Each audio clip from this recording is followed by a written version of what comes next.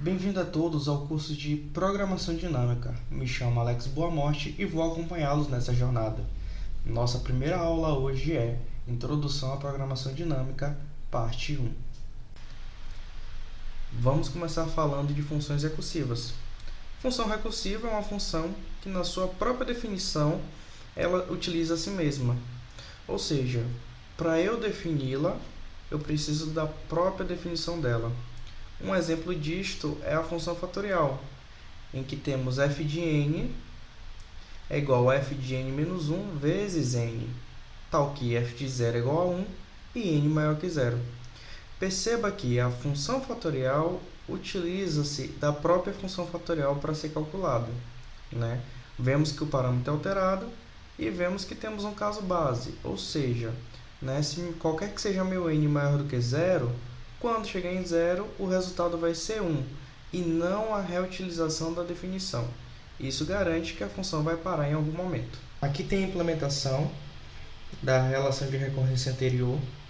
Então, é uma função recursiva porque, né, temos aqui int fatorial de n, e aí retornamos n multiplicado pelo próprio fatorial de n menos 1. Então, é uma função que define em si mesma, né? A própria definição dela se usa. Temos nosso caso base aqui, n igual a 0, então retorna 1. É aquilo que vimos também na definição matemática, né? E esta função recursiva, ela define uma relação de recorrência. Tá? Vamos falar sobre a relação de recorrência.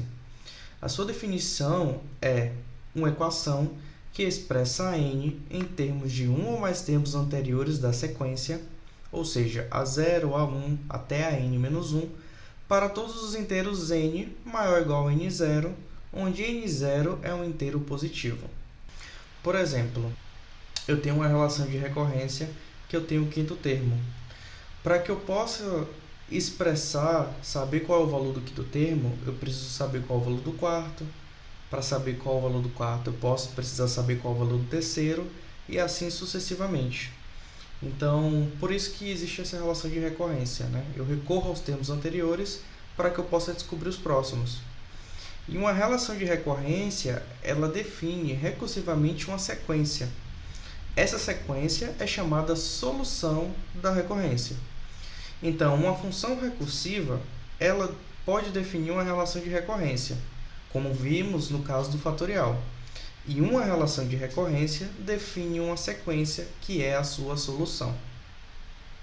Dessa forma, podemos olhar a recorrência do número de Fibonacci. Sabemos que Fibonacci, o enésimo número de Fibonacci, é a soma dos dois números anteriores.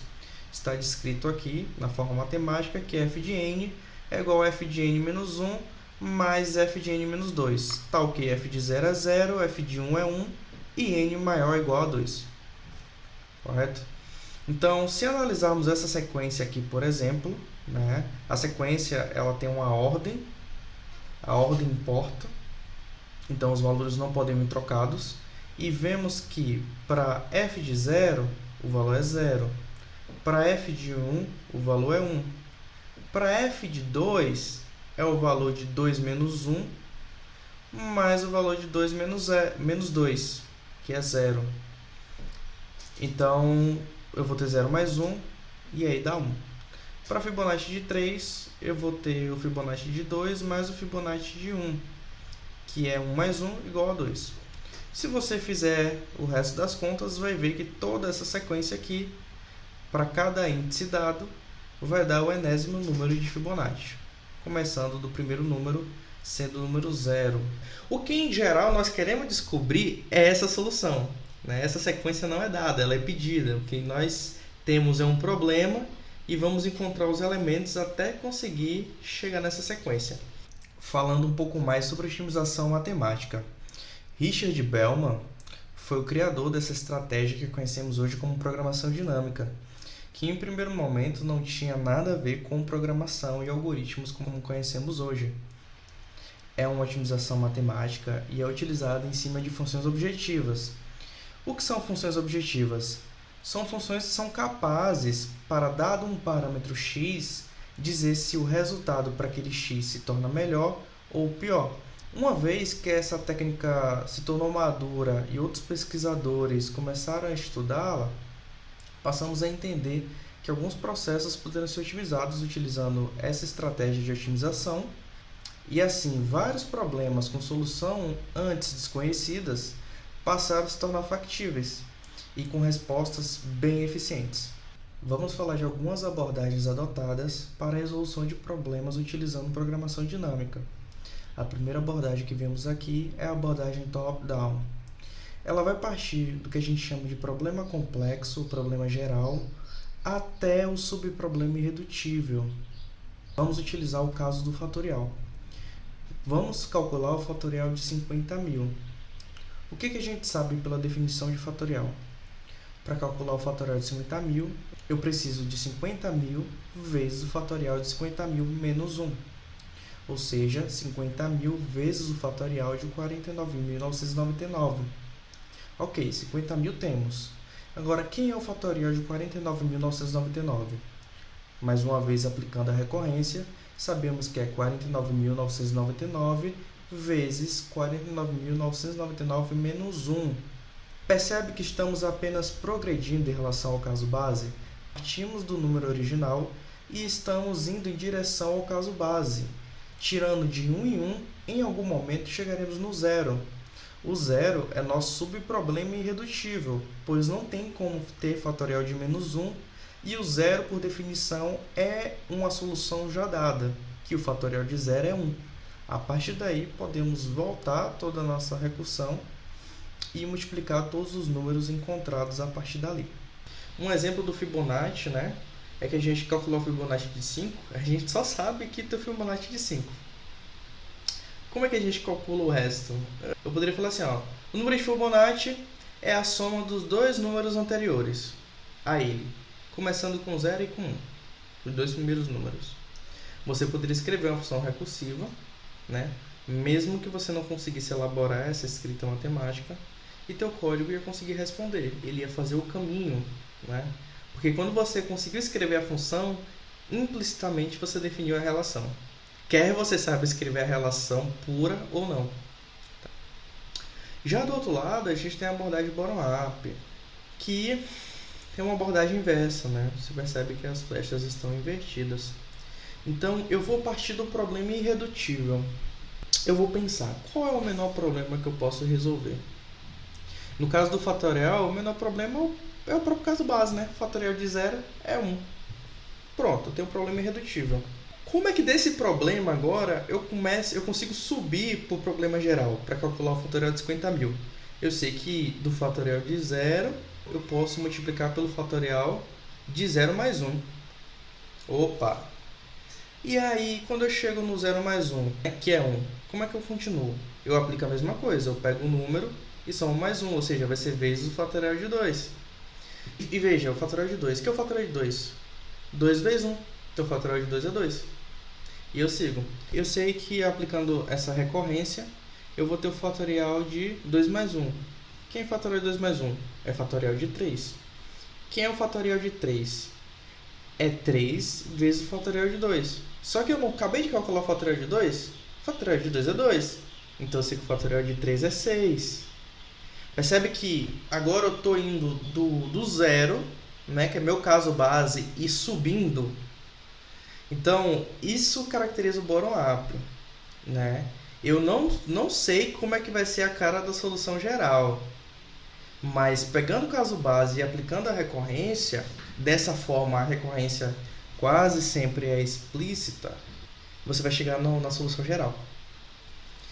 E aí tem algumas nuances, Aqui eu preciso dar uma maior ênfase em perceber quem é a relação de recorrência, entender claramente o problema, caso contrário eu não irei conseguir resolver. Aqui é a mesma árvore que nós tínhamos no slide anterior, mas partindo das folhas agora. Então perceba, todas as folhas ou terminam em 1 e terminam em 0. Esse aqui é o N. Então para F1 eu sei que é 1. Para F0 eu sei que é 0. Como é que a partir deste cara eu consigo chegar no meu 5? Aqui eu estou usando o 5 como exemplo, mas eu não saberia quem é o problema geral, quem é o o enésimo número de Fibonacci que eu quero encontrar. Mas eu vou partir... Essa aqui é toda a informação que eu tenho, né? Em relação às características numéricas do problema, né? Vai estar sempre nas folhas, porque é onde para, é onde está o caso base, é onde está o segredo. Alguns problemas vão te dar, outros você vai ter que encontrar pela natureza do problema, tá? E nem todos vão ser bonitinhos dessa forma, né? Mas sempre vão estar aqui. E aqui a gente olhando para essa árvore da forma bottom-up, né? Identificando problemas de programação dinâmica. Primeiro eu vou falar que não existe problema de programação dinâmica. São problemas de maximização ou minimização, em geral problemas de otimização. Uma das técnicas de otimização conhecidas é a programação dinâmica, tá? Então o problema é de otimização e a técnica de otimização utilizada é a programação dinâmica. Coloquei dessa forma para ficar mais fácil, né, da gente conversar, mas façam essa distinção, né? Ela é conceitualmente importante também. E aí, para a gente poder saber se vamos poder aplicar esta técnica, tem duas características, né? São fortes indícios de que a gente pode resolver por ela. A existência de subestrutura óptima e sobreposição de subproblemas. Vamos ver o que é cada uma delas. E essas duas coisas nos dão fortes indícios que podemos aplicar esta técnica e ter sucesso com ela, tá? Ótima subestrutura. O que isso quer dizer? Quer dizer que com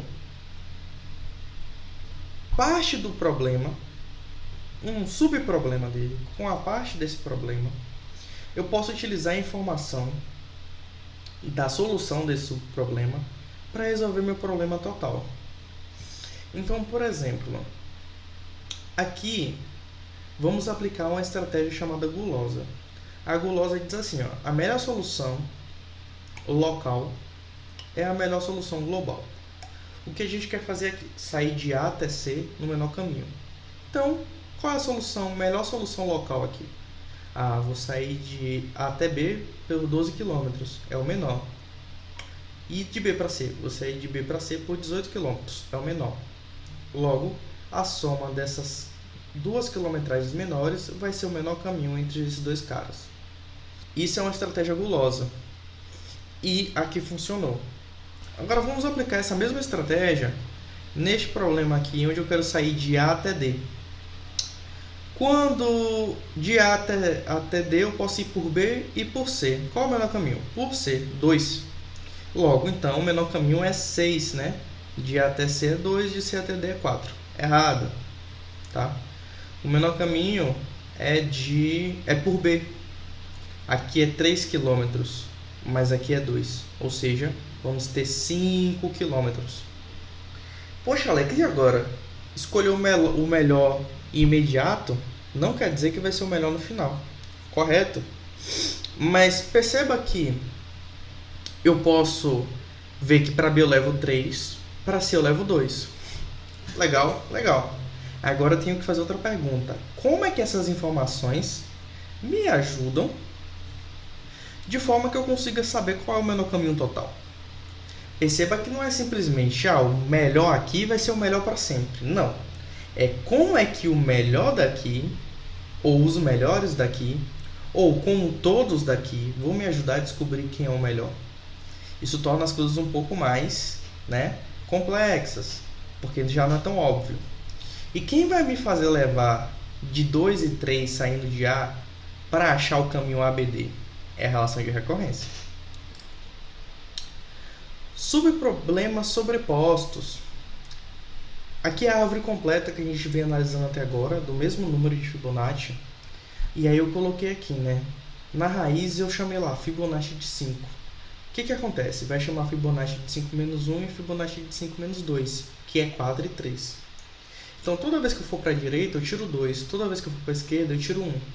Então perceba, aqui é 4, eu fui para a direita, tirei 2. Fui para a esquerda, tirei 1, fui para a direita, tirei 0. Ou vou começar primeiro para a direita, ou eu vou começar primeiro para a esquerda. Isso é indiferente, só vai espelhar as árvores, tá? Mas o princípio é o mesmo. Vamos começar para a esquerda. Então, quando eu faço f de 4, eu vou ter que saber f de 3 e f de 2. Ele vai vir, vai achar o caso base, vai fazer as somas. E perceba que ele foi para a esquerda, esquerda, esquerda, subiu, direita, achou f de 2. Isso aqui é uma ramificação. Agora perceba que f de 2 aqui aparece aqui e aparece aqui. Só que a gente já sabe qual é o valor de f de 2. Então, por que a gente vai recalcular toda vez que aparecer? E, melhor, a gente calculou f de 3 também.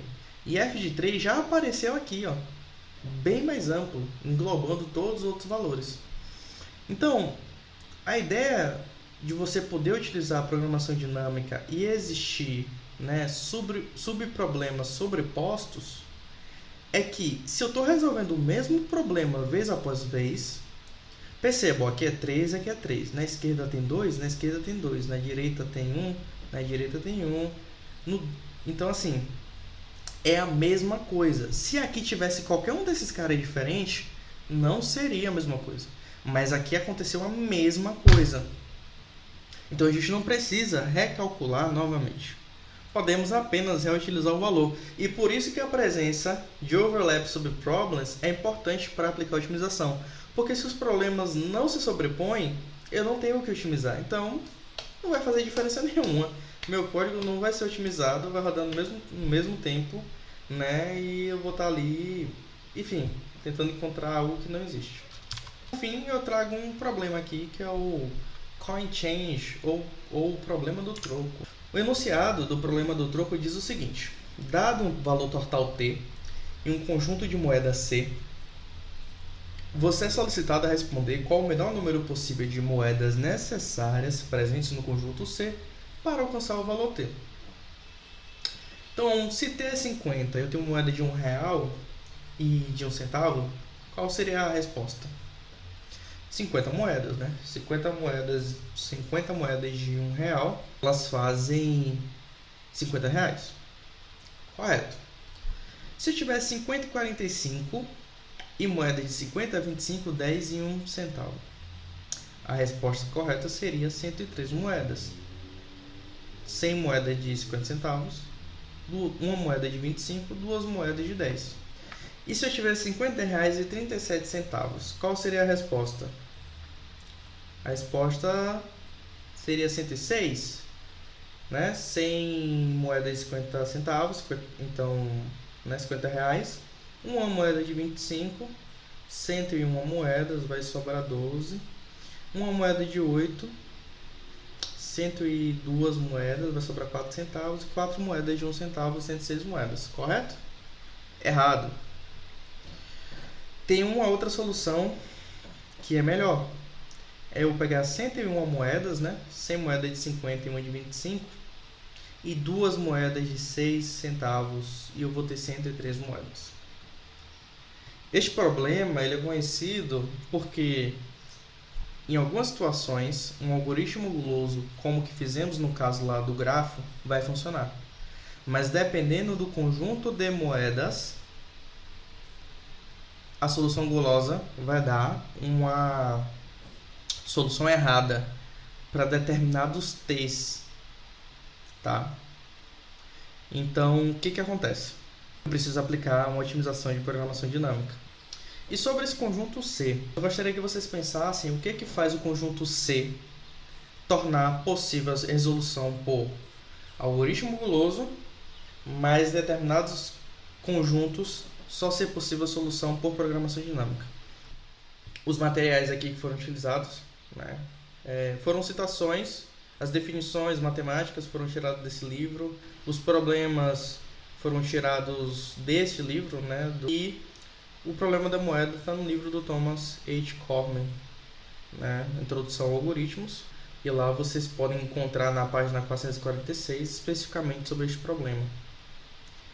Beleza? Espero que tenham aproveitado a aula. Até a próxima.